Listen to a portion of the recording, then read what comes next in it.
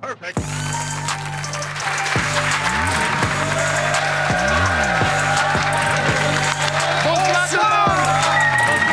Bonsoir. Bonsoir à tous. Bonsoir tout le monde, bienvenue dans le QG, toujours avec Jimmy Labeu. Bonsoir. Et avec moi, Guillaume Play, messieurs, dames. Alors, ce soir, on reçoit un militaire. Oui. Alors, c'est un fusilier marin commando qu'on reçoit qui s'appelle Marius. Alors, Marius. Pourquoi tu rigoles? Le mec s'appelle Marius. Ah oui. Bon, Marius, tu vas au cirque avec ce nom, tu vas pas... T'es pas soldat, mon vieux. Marin. Oui. Il s'appelle Marius. oui, il s'appelle Marius, c'est son vrai nom. Ouais. Ah. Je crois que... C'est Marius? C'est ça, J'ai lui-même. un prénom, en tout cas. Enchanté. Aïe, aïe, aïe, aïe. Ah, ça fait très mal. Enchanté. Ça fait très très mal, Marius. Merci beaucoup. Bonjour Marius. Allez, on applaudit Marius. Marius. Et on va être là.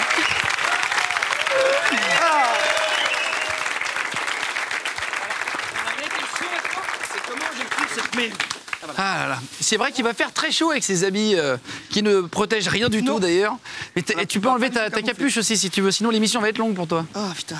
Ah, bon, merci beaucoup d'être venu Marius. Marius qui a sorti un livre, vous allez voir. Il s'appelle Parcours Commando. Alors, ouais, j'ai tout lu, j'ai mis des petites annotations. Les annotations dessus. Hop, Merci voilà. à vous de me recevoir déjà. Merci à vous. Bien voir des jeunes faire des choses comme ça, c'est intéressant. Quoi. Ah, c'est très vrai. bien. Merci. Ouais, j'aime bien ça. Alors, on va se tutoyer ou se vous voyez? Moi, je vous vois. On se vous voit? C'est plus facile si je m'énerve. Je vous voyais aussi. Alors, Marius, 22 ans, ministère de la Défense au sein de la Marine nationale, c'est ça? C'est ça. 22 ans? Oui, 22 ans. Oh là là. C'est mon âge. Il finit. Mais c'est vrai. C'est mon âge. Ouais. C'est vrai. Il a fini sa carrière d'instructeur au département commando à l'école des fusiliers marins, conseiller tactique pour le film Force Spéciale. Avec Diane Kruger, on en parlera tout à l'heure, on va refaire toute votre vie. Et émission sur M6, Une Garde à vous. une petite partie de ma vie. Quoi. Une petite partie. Ouais, une petite partie. Hein. Parce qu'il y a tout le début qui est incroyable dans le livre. On va en parler, mais d'abord, on commence toujours par le CV de l'invité. Question simple, réponse simple. C'est parti, on y va.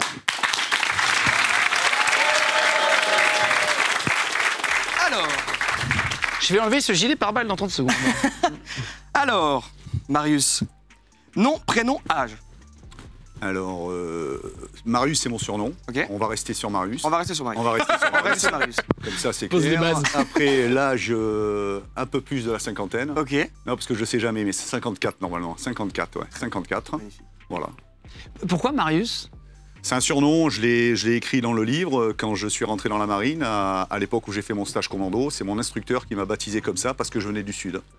Donc en fait, après, dans les unités non conventionnelles, on a tous des surnoms par rapport à un fait, une anecdote, par rapport à une caractéristique physique ou autre chose. Et comme on doit travailler sous pseudo quand on est dans la marine, eh ben c'est un avantage. Et après, on le conserve tout le temps de son service.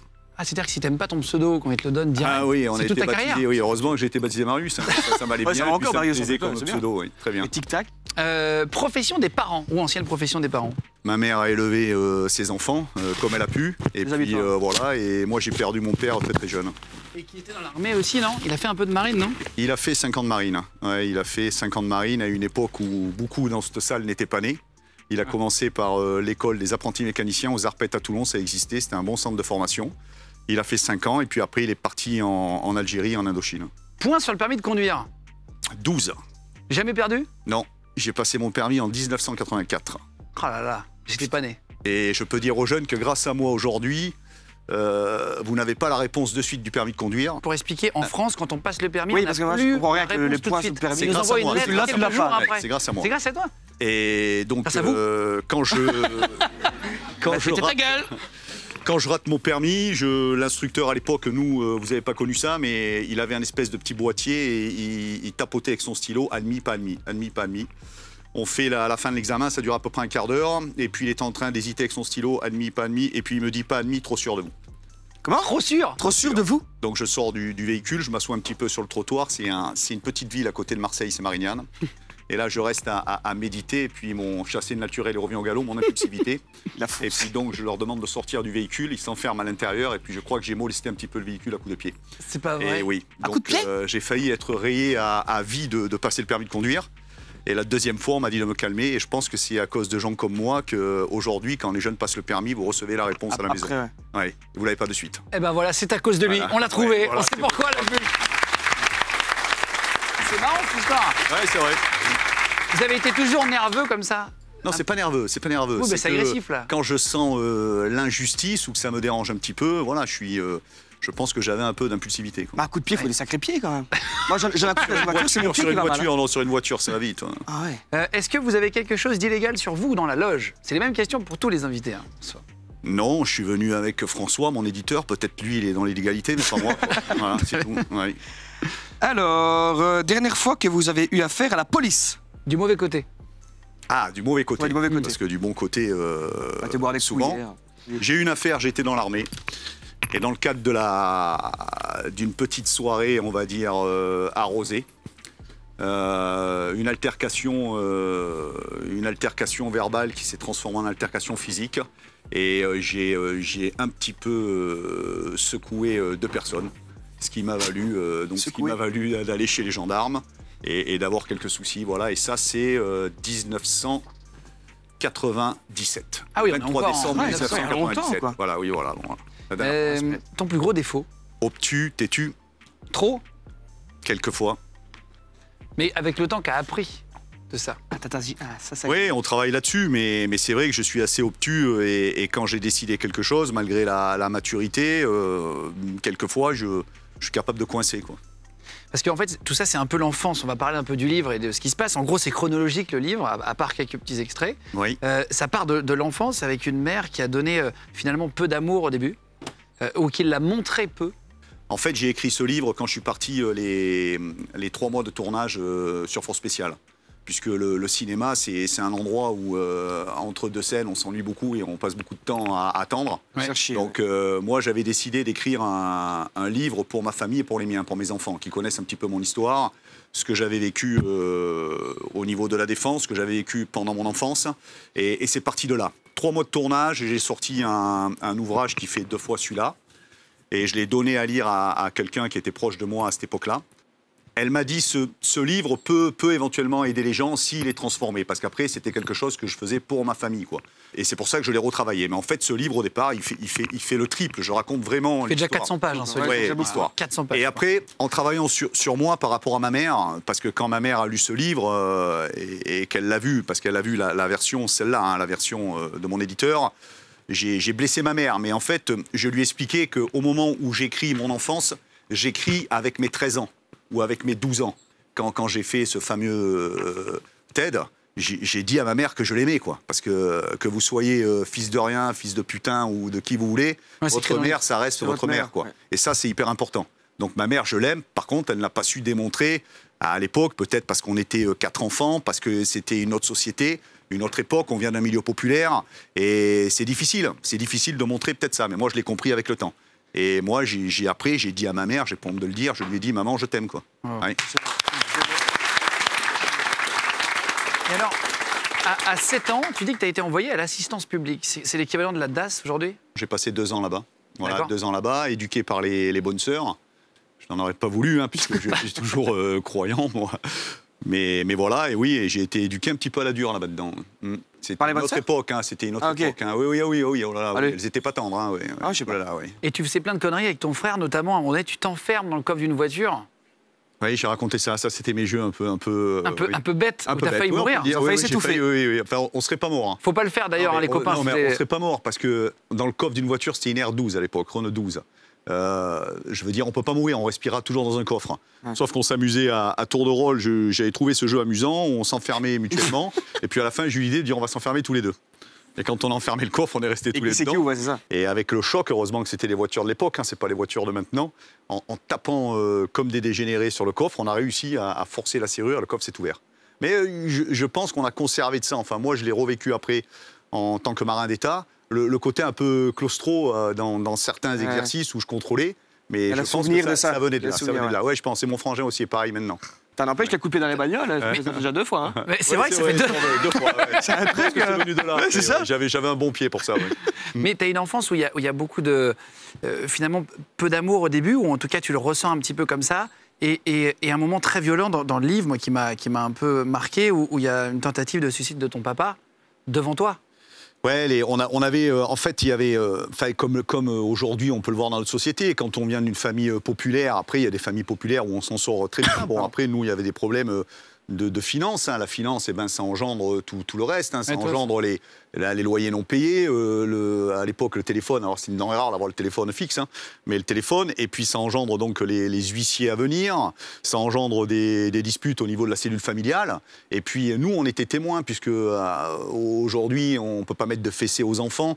On ne doit pas parler mal devant eux. Je veux dire, il y a plein de choses qui sont bien, qui sont très bien faites là-dessus. C'est notre époque, quoi. On protège un petit peu les enfants sur ça. Mais nous, à l'époque, on ne protégeait pas les enfants. Alors, quand ils se disputaient, nos parents, on était témoins de ça, quoi. Témoins de ça. Et quand ça prenait des proportions au-delà de la normalité, parce que moi, j'ai été témoin de ça. De la brutalité entre tes parents. Ou ta maman crachait sur ton papa, tu racontes des trucs. Je raconte des choses comme ça. Costaud, oui, quoi. des disputes qu'aujourd'hui, malheureusement, dans certains foyers, ça existe encore. Aujourd'hui, il y a encore des hommes qui frappent les femmes, qui battent les femmes jusqu'à la mort. Donc il y a encore des abrutis qui se comportent comme ça. Et malheureusement, c'est une question d'intelligence et de manière de se comporter. Et aujourd'hui, ça existe dans notre société. Moi, je l'ai vécu et j'ai réussi à me sortir de ça. Et ça m'a forgé un espèce de caractère qui m'a permis toujours d'avancer. C'est la différence peut-être avec d'autres personnes qui sont peut-être un peu plus faibles. Et c'est pour ça ce livre. Parce que je leur dis, voilà, on n'est pas... on choisit. C'est souvent ton mot, tu dis on a le choix. Je dis, de on dire choisit, oui et je vous dis en toute humilité, parce que la marine vous apprend l'humilité, mais quand on gagne un peu de notoriété, quand on est un peu élevé comme ça par rapport à un livre, par rapport à un film, par rapport à une émission télé, il faut redescendre de son piédestal. Moi, j'ai voulu dire, aujourd'hui, je suis là, et c'est pas péjoratif ce que je dis, pas être là, mais je veux dire, je suis monté dans l'échelle sociale, je gagne bien ma vie, j'ai réussi, mais il faut savoir que j'ai eu une enfance au plus bas. Donc ça veut dire que c'est pas des cartes de la vie du départ. On peut s'en sortir si on a envie. C'est pas parce qu'on a reçu quelques coups, quelques blessures. Si on a la volonté, la détermination, on choisit son destin. Il y a des fenêtres qui s'ouvrent dans la vie. À un moment donné, quand les fenêtres elles s'ouvrent, il faut rentrer. Du moment qu'on est honnête, qu'on est intègre et qu'on a la bonne philosophie de la vie et qu'on respecte les gens, parce qu'aujourd'hui le mot respect est important, quel que soit son âge, on peut avancer. C'est ce que je veux dire. Alors, on va te poser des questions par rapport à ta vie de commando. Et on reviendra sur la suite de ton adolescence. Mais là, est-ce que quand on est dans une mission, on peut? On va te poser des choses. Est-ce que quand tu as été commando, fusilier marin, est-ce que tu aurais pu faire ce genre de choses-là? Par exemple, on peut être en possession de stupéfiants, la drogue?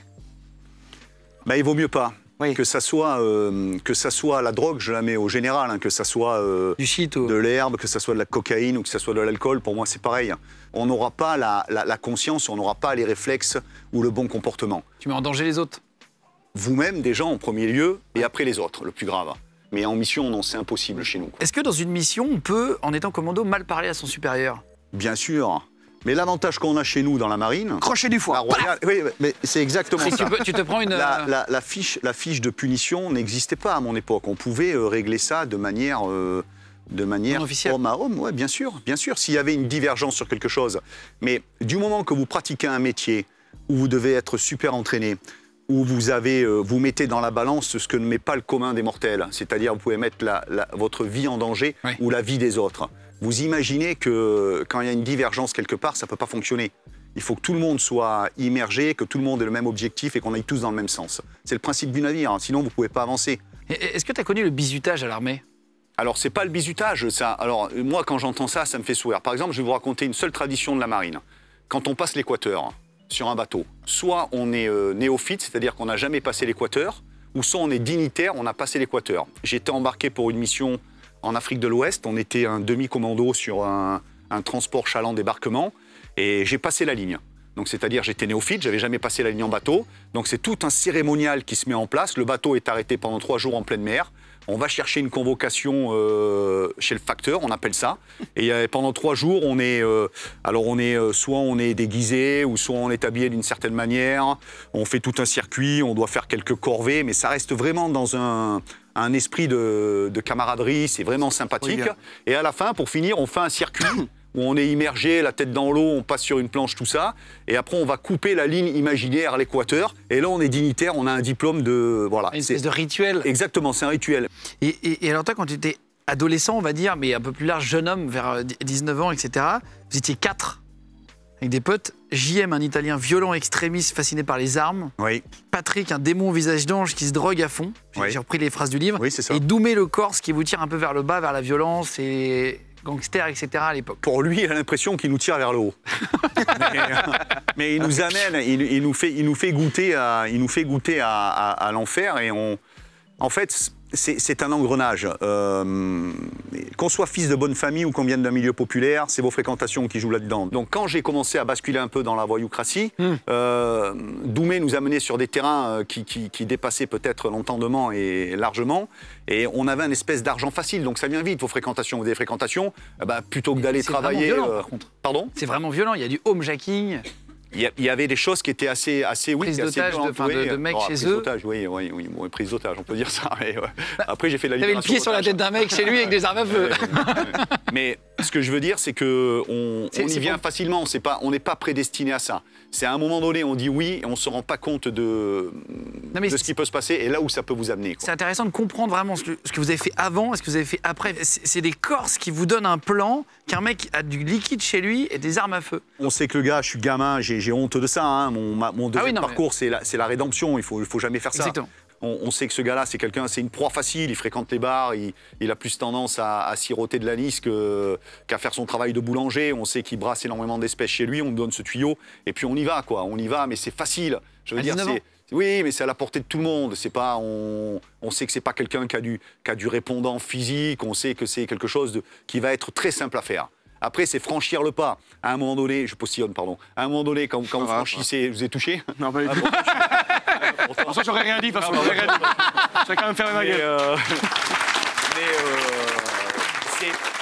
Ce que je veux dire, c'est facile de mettre le pied à l'étrier. Après, voilà, moi je l'ai fait, je le regrette énormément, je conseille à personne de le faire parce que c'est un engrenage et si vous n'avez pas l'intelligence pour vous laisser dépasser par ça, eh ben vous finissez soit en prison ou soit vous êtes mort, quoi. Donc ça n'a aucun sens. Et ça n'a pas de valeur. Qu'est-ce qui s'est passé ce soir-là ? On a compris qu'il ne faut pas le faire. Et ça, c'est bien de le spécifier à plusieurs reprises, etc., pour que tout le monde le comprenne bien, parce que c'est un regret après, etc. Complètement. Mais c'est-à-dire, comment vous êtes préparé à ça ? 19 ans, des potes... Quel âge vous avez ? 34. 34, un jeune, un an après l'âge du Christ. Et quel âge vous avez dit ? 23. 23. Est-ce que vraiment vous préparez, quand on a 20 ans, est-ce qu'on se prépare ? On a la fougue, le monde nous appartient, mais on ne réfléchit même pas. Quand on est jeune, il n'y a que des jeunes ici, il y a beaucoup de jeunes. Mais je veux dire, on est là, on va nous donner quelque chose, on ne réfléchit pas, on y va. Oui ou non, quoi. Ouais, c'est ça la différence entre la jeunesse, entre l'expérience, entre la maturité et le cercle de la vie, il est toujours comme ça. Les anciens disent toujours aux plus jeunes, ne fais pas ça, ou moi je te conseille plutôt de faire ça. Mais quand on est jeune, ça rentre par une oreille, ça sort par l'autre, ça nous glisse dessus.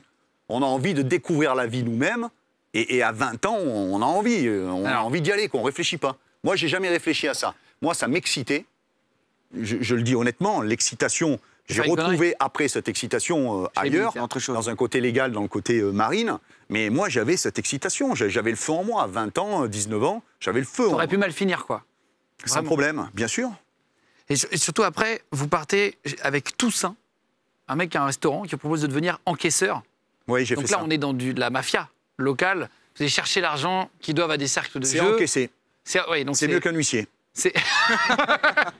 C'est-à-dire armé, à un moment donné, il y a une histoire avec un PDG, vous allez dans sa société, oui. Vous le fracassez devant tout le monde pour récupérer de l'argent. Il doit de l'argent. À un mafieux. Mais il lui a pris cet argent, il l'a emprunté. Oui, non, mais je vais vous donner. Aujourd'hui, ça existe, malheureusement. Aujourd'hui, il y a même des sociétés qui existent comme ça pour encaissement. Non, le recouvrement. Ouais. Mais oui, parce que les gens... Ils n'ont pas des mecs armés qui mettent la dans la bouche. Peut-être pas, non. C'est plus maintenant, au moins, c'est plus légal. Mais ce métier s'appelait encaisseur. On était des encaisseurs. C'est les voyous. C'est des voyous, oui.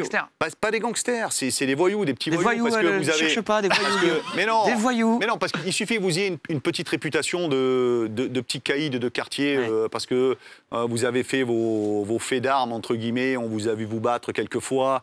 Moi, je pratiquais la boxe anglaise, j'ai été à un bon niveau en boxe anglaise. Pareil. Donc voilà, alors après, on vous met une espèce d'étiquette dessus, on dit celui-là, il est bon, il peut me servir, mais en fait, vous êtes exploité par la voyoucratie par rapport à la petite étiquette que vous avez.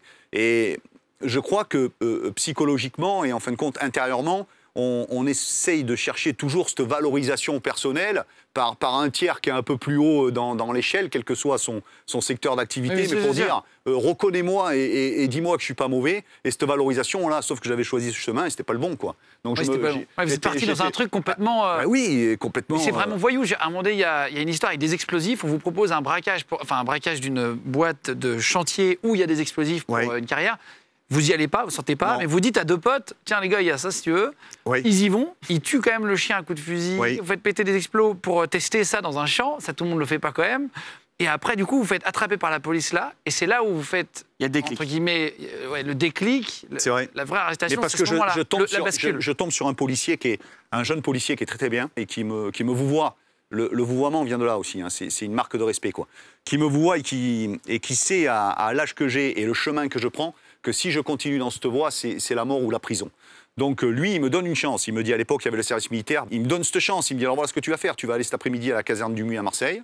Tu vas devancer ton appel, c'est-à-dire qu'on va devancer avant qu'on soit appelé par l'armée. Il me dit si tu reviens avec ce papier d'engagement, eh ben tu n'as aucune charge contre toi. En gros, tu t'engages et, et je tu te t'en laisse. vas. Voilà. Ok. C'est une petite à chance, l'époque, c'est une chance. c'est une chance, c'est une fenêtre qui s'ouvre. Ok. Et je pars pour le service militaire, à l'époque c'était 12 mois. Et moi, il me dit tu pars le plus longtemps. Donc j'ai signé au départ pour 24 mois, c'est-à-dire 1 an plus 1 an, 24 mois, un VSL, volontaire service long, et je suis parti. Putain, vache. Ok. Et ça s'est fait comme ça. Et après, donc, les commandos, ça commence, vous partez à l'école, etc. Vous racontez pas beaucoup de missions dans le livre. Non. Juste une à un moment donné, enfin pas une mission, mais il y a un gars qui vous raconte qu'il est rentré dans une pièce, il parlait à 3 militaires quand vous partez en mission au début. Et il y a une roquette qui rentre dans la pièce, juste après avoir fermé Ouais. la porte, et les 3 personnes, les 3 militaires sont décédés. Et ça vous a fait comprendre que la vie, ça tenait vraiment à rien à l'armée. Absolument C'était rien. le premier déclic. Pour faire ces métiers-là, il faut savoir qu'au début, on sait qu'on met notre vie dans la balance. C'est quelque chose. Alors, ne dire, tous les gens qui font partie des unités spéciales ou des unités comme le RAID, comme le GIGN ou autre chose, toutes ces personnes savent qu'à un moment donné, ils vont être confrontés À la mort. à la mort éventuellement, ou la mort de leurs camarades. Ouais, voilà. J'ai perdu beaucoup de camarades en entraînement ou en mission, et c'est quelque chose, il faut vivre avec. Mais vous dire que vous ne le savez pas, c'est mentir. Vous le savez. Mais il y a un côté d'excitation qui est présent, qui est là. Et il faut vous dire que vous avez envie de partir, vous avez envie de le faire. Ça serait mentir de ne pas dire ça. Vous le faites. Vous êtes tellement entraîné, vous êtes tellement préparé que vous mettez toutes les chances de votre côté, mais vous n'êtes pas à l'abri, à l'entraînement ou en mission, d'y laisser votre vie. Mais là où vous êtes égoïste, c'est que vous pensez qu'à vous. Mais vous ne pensez pas derrière à vos proches, à votre famille, à vos enfants, aux gens à qui il va falloir expliquer ça et comment ils vont continuer à vivre. Je vous dis ça parce que j'ai fait une journée commémoration il y a une semaine. On était invités à Lorient, copains, dans le Morbihan.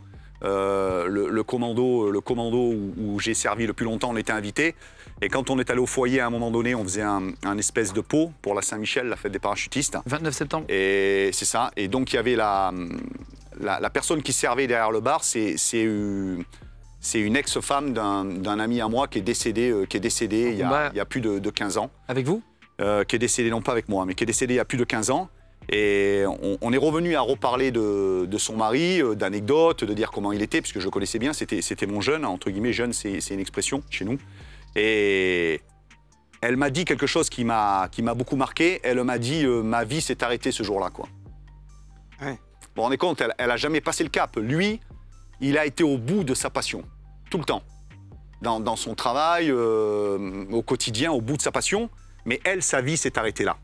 Mais on part comme si qu'on se disait au revoir pour aller acheter du lait dans le magasin qui est à côté. Voilà, Ah oui, vous faites pas un adieu. C'est pas des adieux, quoi. Non, chaque fois. Voilà, non, ok. c'est comme ça. C'est-à-dire, on peut pas avoir Ouais. une mission, etc. Et si vos enfants vous avez dit arrête, j'ai peur, machin, vous Et auriez... vous ne serez plus le même. Demain, je vous enlève votre passion de la télévision ici en train de faire chroniqueur ou autre chose. Vous allez me dire, non mais ça va pas ou quoi? Il n'y a que là où je prends mon plaisir, que je m'éclate et que je suis bien. Si vous rencontrez quelqu'un, une compagne, Non, elle mais va c'est vous dire sûr. quoi? Qu'est-ce que vous allez dire? C'est sûr. C'est quoi? Elle vous aime pour ce que vous êtes, comme vous êtes à l'instant. Elle vous aime pas pour le reste, quoi. Juste, il y a une mission, j'aimerais juste aborder le truc et après sur le film. Vous parlez des 2 hélicoptères avec des équipages ukrainiens, Laurent Gbagbo, Côte d'Ivoire, qui se posent dans le palais finalement présidentiel de là-bas. Il y a une fosse au crocodile où ils jettent les opposants. Oui. Ça, vous l'avez vu? Alors, je vous donne juste un petit secret d'État. Dans le mode d'action, on devait passer à la flotte pour... Par l'eau? Où il y a Par les, l'eau, où il y a oui. les crocodiles? Il y a les crocodiles? Nous, on ne savait pas qu'il y avait de crocodiles. Mais dans un des modes d'action, on devait passer par l'eau. Et Voilà, ouais. C'est on a relou la quand même, journée. là. ce qu'on appelle rien ne fonctionne sans des phases de renseignement avant ou d'observation et tout ce qui s'ensuit. Et pendant nos phases d'observation, on s'est aperçu qu'en fin de compte, effectivement, le canal grenouillait de bestioles. Donc on a changé notre mode d'action. crocodile. Et c'était vraiment, il y avait un chef, je crois, de la Sécu qui s'appelait Scorpion, C'est ça. que vous avez abattu d'ailleurs. Je sais pas. Avec les... Je sais pas. Mais c'est marqué dans le livre. Je sais pas. Il faut le lire. Il veut même pas dire. Non mais il y avait, en tout cas, ça faisait partie de ça, genre éliminer le service de sécu de Gbagbo qui faisait un peu n'importe quoi et les militaires ukrainiens, etc. Et abattre les 2 hélicoptères, etc. Machin, vous avez mené à bien la mission, ce que vous avez dit. Il paraît que ça s'est bien passé. Vous racontez que c'est avec un sniper, vous avez des détails dedans. Et ça s'est bien passé. C'est tir longue portée, etc.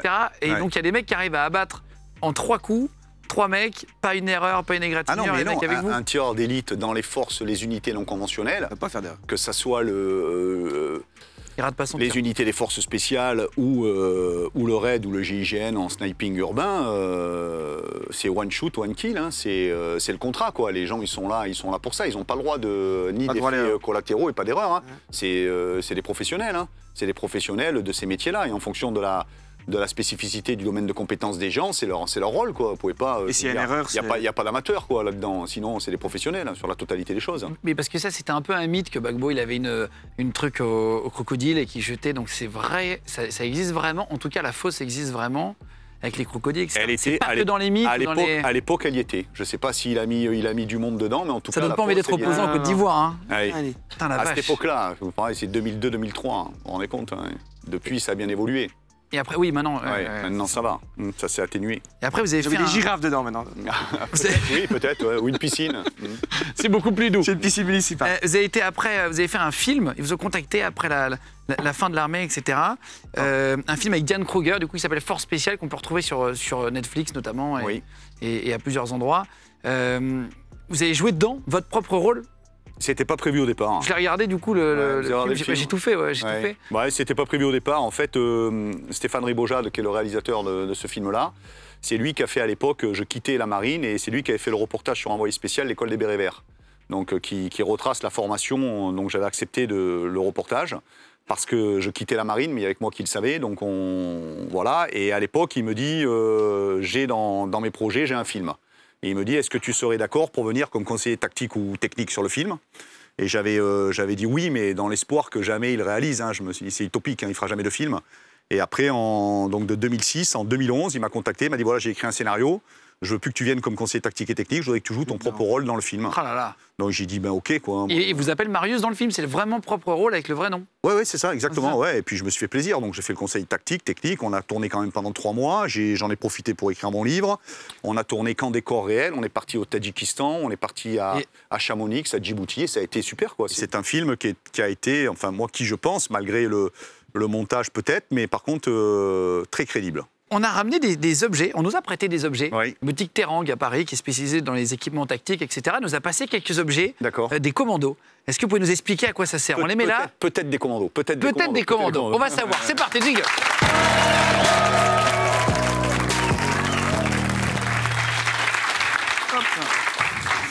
Alors, déjà, il y a un gilet tactique hein, qui est là. On peut dire ça, un gilet tactique. Alors, Je crois que c'est un vrai. Il fait mon Lourd. poids, plus ou moins. Ouais, c'est vrai parce que les plaques, vu le poids, donc celui-là, il est donné avec des plaques Kevlar hein, qui sont à l'intérieur ici, des plaques. Ça, c'est des Ouais, gilets il comme fait- vous pouvez avoir en mission, en Non, gros, de alors vrai. aujourd'hui, il y a mieux que ça parce que là, c'est porter ça toute la journée, on pas fatigue possible. vite et c'est un peu lourd. Aujourd'hui, il existe avec du Kevlar à l'intérieur, beaucoup plus pratique et beaucoup plus efficace. Parce que ça, c'est vraiment pour expliquer à l'image. ouais. Ça se voit Voilà. pas, mais c'est Alors, très lourd, non? voilà, là on est sur du 20 kilos, quoi, 20-25 kilos là-dedans, mais aujourd'hui il existe beaucoup plus léger que ça.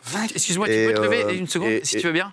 Attends, juste pour montrer, parce que quand Ouais. on prend du monde en Ouais, public, bien sûr, juste on va pour, lui tu vas le porter, on peut le juste sous-peser. pour montrer que.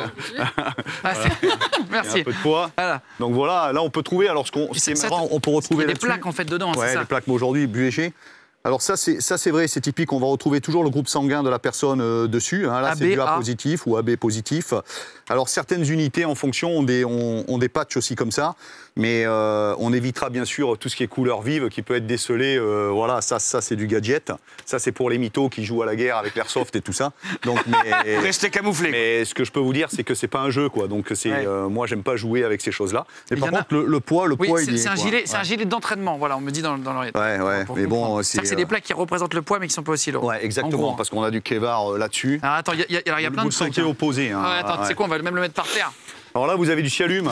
Alors il faut savoir que c'est une boîte française qui s'occupe de ça. Elle est basée dans les Bouches-du-Rhône, au Mille, hein, normalement. On peut ouvrir pour expliquer. Ouais, alors voilà. Alors ce type de matériel, vous l'avez en clair. On peut l'avoir en clair ou en IR, c'est-à-dire que vous pouvez le voir qu'avec une vision de jumelles. Ça veut dire que ça fait de la lumière. Et il y en a qui ne font pas de lumière, genre de la lumière noire. Faut le casser. On le casse. Est-ce qu'on peut baisser la lumière du plateau si c'est possible, les copains? En régie, juste pour montrer ce que ça. Voilà, ça s'allume direct. En fait, non, c'est non toxique, hein, le produit qu'il y a dedans. Vous pouvez y aller. C'est vraiment une merde. T'arrives pas. Ah oui. Alors, ça s'appelle un Cialume et vous choisissez la couleur. Attends, et si vous êtes dans le noir en fouille quelque part, ben vous le balancez, ça peut durer jusqu'à 6 heures illuminé comme ça. 6 heures. Et en gros, tu fais comme ça et tu le jettes. En gros, c'est ça. Pour illuminer sur le public, par exemple. Dans un trou ou ailleurs. Et là, ça fait de la lumière. Ça dans peut un endroit voilà, exactement. Il y a plusieurs dimensions de Cialume là-dessus. D'ailleurs, celui-là, c'est un pourri, il est un peu percé. S'il y a un chiffon, je vais prendre. Et ça, il n'y a pas de chiffon, mais essuie-toi sur moi, il n'y a pas de problème. C'est pas grave, c'est non toxique. Et ça peut arriver d'être utilisé pour de vrai? Alors, pas des objets de démo, non, ça, c'est pas des objets de démo. Alors ça, c'est le maquillage. Ça, c'est le vrai qui nous ont filé. On remercie d'ailleurs la boutique Terrang qui nous a passé tout ce matériel. Le maquillage pour se camoufler, ça c'est bien, pour mettre sur le visage, pour mettre sur les mains. Fais-moi un trait sur la joue, juste pour montrer que ça fonctionne vraiment. Ça fonctionne bien. Ça part bien, au moins. Ça part mal. Non, ça part bien. On peut faire l'autre côté. Voilà, ici dessus. Et là, tu as les deux couleurs. Alors, juste pour vous donner la technique, de la nuit, on va faire tout le visage tout noir, parce que c'est la nuit, d'accord? Et par contre, quand on travaille avec ce genre de maquillage pour faire en journée, on va casser les formes. D'accord? On ne reste pas sur une forme directe. Ça veut dire si je devais le maquiller correctement, je vais faire doucement après, mais on va casser les formes. Vous voyez, on va venir ici, on va plus faire ça. C'est ce qu'on appelle casser les formes et bien le coup. On casse les formes, on ne reste pas sur un maquillage uniforme. C'est pour ça qu'on dit casser les formes. La cuisine, elle fait pareil. Et vous pouvez vous amuser à le faire, c'est prendre un bouchon de bouteille de vin ou de champagne. En fait, on brûle le liège un petit peu, on éteint, et on se maquille pareil, et ça revient moins cher que ce truc-là, quoi. Alors ça, c'est un vrai truc, mais est-ce que vous l'utilisez dans les commandos marines? C'est une poudre pour faire fuir les requins quand vous nagez. Une sorte de truc de secours. Est-ce que ça, vous l'utilisez ou pas? Alors qu'un bon crochet du foie. Je ne sais pas ce que c'est. Cocaïne pour Docker. Non, j'utilise pas ça. Non, on n'a jamais. Jamais? Non, honnêtement. Est-ce que tu veux pas Il y a un requin qui va arriver. Apparemment, c'est une poudre qui devient, qui rend l'eau toute noire. On va essayer. C'est un petit requin. Hein. C'est vrai. Non, je connais pas du tout ça. Pour rendre opaque. T'as pas l'air qu'il y a un poisson sur lui? Donc c'est un sachet. Excuse-moi. Attends, alors ça coûte plus. Ça coûte cher? Je sais pas, mais je sais que tout ça, en général, le matériel tactique coûte en général très cher. Il faut déjà avoir un requin. Tiens, tu veux le mettre? On va regarder à la caméra vraiment l'eau. Ça va faire noir. L'eau. Attends, mets-en un petit peu déjà. Je sais pas ce que ça va donner. C'est les poudres anti-requins. Ah, ça fait des billes. Il est content. La vache. Attends, mais approche l'image. Attends. Regarde le requin qui est juste là. T'as vu ce que ça fait? Ça fait des billes, quoi. Et ça fait comme des billes de couleur. J'en remets un petit peu. Pépites. C'est impressionnant. En fait, ça fait comme de l'encre de sèche, en fait, finalement. Ouais, un nuage pour se cacher. Bon. Mais en fait, il faut savoir que le requin est aveugle. Alors, je ne sais pas comment ils vendent ça, quoi. Un requin est aveugle. Il fonctionne qu'à l'odorat. Non, mais ça a l'air d'être du vrai matériel. Du vrai matériel. Un requin, il peut renifler une goutte de sang, on dit, à. Ah, la vache, ça pue, par contre. Voilà, c'est ça, je pense que ça a une odeur, non? Hein.